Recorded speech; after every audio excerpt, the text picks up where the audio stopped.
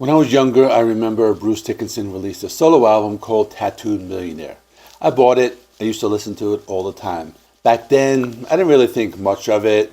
I was only 18 or 19 years old. I thought it was pretty cool because I had just started listening to Iron Maiden, and I remember hearing one of the singles on the radio. But I recently revisited the album, and I noticed it's much more cringe than I remember. So that's what I want to talk about today. I'm going to give you a little history of why he decided to release a solo album, the controversies surrounding Nikki Sixx, the song Bring Your Daughter to the Slaughter, the worst song on the album in my opinion, which is something else, and a song that sounded kind of like Iron Maiden. I'll be talking about all of that, and that's coming up in this video. The story goes as follows. Bruce Dickinson released the album Tattooed Millionaire in 1990 while he was taking a break from Iron Maiden. Now granted, he was still in the band, but he was just taking a break. The signs were there that he was about to leave though. He got his first taste of being a solo artist when he was asked to record a song for the soundtrack for A Nightmare on Elm Street Part 5, The Dream Child, and he wrote the song Bring Your Daughter to the Slaughter. He also collaborated with who would be the future Iron Maiden guitarist, Jonathan Gers, and that led to the creation of a solo album. After this, Steve Harris really liked the song Bring Your Daughter to the Slaughter, and he had the band Iron Maiden record another version of it for the next album, which would be No Prayer for the Dying. It was one of those albums where Iron Maiden kind of changed their sound and often thought of as one of their least favorites.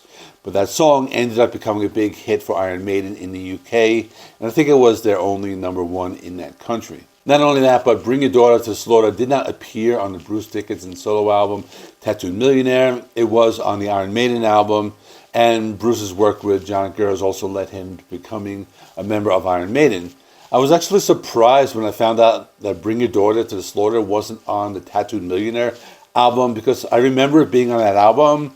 So I don't know if it's this weird Mandela effect or I'm misremembering, but I distinctly remember listening to two versions back in the day. But one thing about that, or one thing that was distinct about Bruce's solo album, was that it sounded very different. So let's talk about it. Back then, I didn't really notice the difference between the sound on this album and the sound in Iron Maiden, because back then I didn't understand genres that well, but now looking back at it, I noticed it sounds a lot more like a typical glam metal album, something along the lines of either Motley Crue or Poison. The lyrics were just as bad as those aforementioned bands. They were about partying and things like that. There were a few songs that talked about some serious subjects and told stories. I'll talk about that later, but the music was very representative of what was popular at that time. Let's talk about the controversy related to Nikki Sixx. It all started when Bruce Dickinson's wife had an affair with Nikki Sixx. Later, Nikki Sixx claimed he didn't know it was his wife, and he knows she was married, but Bruce Dickinson claims he only found out about it after reading the Motley Crue biography book called The Dirt.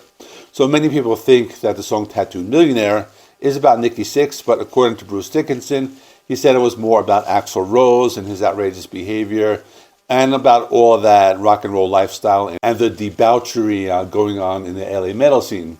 So the truth is, Nikki Sixx was not to blame for the affair. It was actually Bruce's wife who engaged in the betrayal.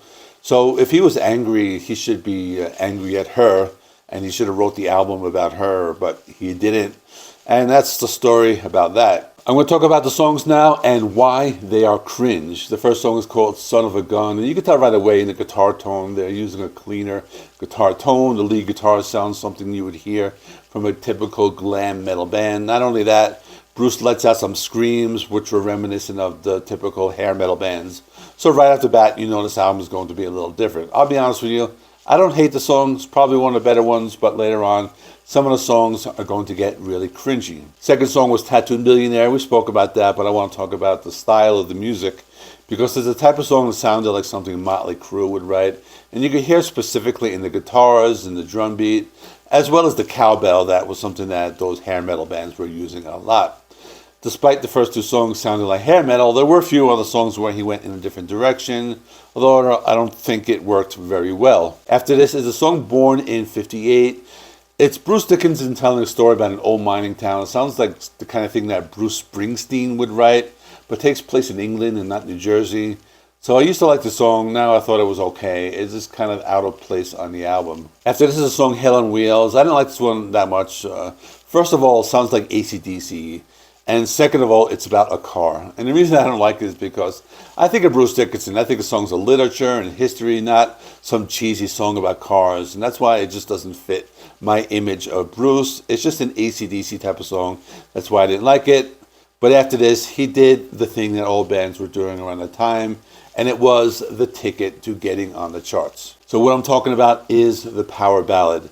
It's called Gypsy Road, a very basic type of song. And I don't like the fact that the song title, because Cinderella had a song of the same name. It was also a power ballad. So I thought the track was kind of forgettable. But now we come to the point where it is the worst of the worst of the worst, the cringiest of the cringe, which is the next song. Next song is called Dive, Dive, Dive. It's a song about ships. So you would think it's something that Bruce would write because, you know, he's interested in these types of things like airplanes and vessels and those types of things. But this song is filled with so many innuendos. It's just horrible. He's talking about things like going down and semen on the deck, and it doesn't work. I think of Bruce Dickinson as the guy with the bachelor's in history, the doctorate in music, his airline transport pilot license, which means he can fly commercial planes. So for that reason, I think he is above writing these types of songs. Not only that, the music isn't that good, and there's even a guitar riff that just sounds a lot like Aerosmith's Walk This Way. After this is a cover song. I'm not usually a fan of covers, but it wasn't that bad. It's a cover of All the Young Dudes, written by David Bowie back in the early 70s, but made famous by the band Mott the Hoople. It's a decent cover. I don't have any complaints about it. But now we get some more cringe. Next song is called Licking the Gun. The lyrics are not that bad. They're about politics and resisting oppressive governments, but the cringe is the song title. I mean, Kiss have a song and album called Love Gun, so I thought he would have thought of something else. Not only that, it sounds like what Motley Crue were doing on their Dr. Feelgood album. There's more cringe on the album called Zulu Lulu. It sounds like another glam metal song. The song's about a girl who's very conservative and religious but has a wild side.